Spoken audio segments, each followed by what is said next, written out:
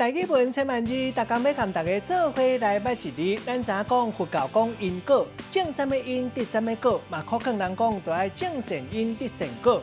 今仔日要甲大家小解这一字，就是因读 EN 因第一条，有人姓因，因就缘由的意思，也就是理由。咱讲是原因、起因甲因端。原因是啥物？咱讲是因为安怎？啥物原因？何故？咱讲是因何？另外较早有一款讲法，讲是因咪，也就是为虾米？像讲因两人因咪缘故会拆鼓，就是问讲原因到底是虾米会拆鼓？带大家做过来小解这两个词。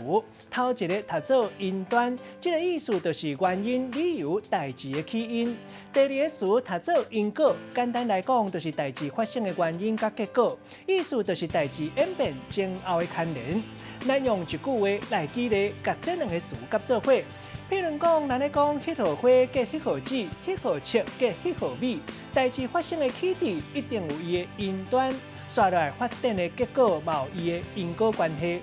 今仔日小解这一字读做因，提供给观众朋友来参考。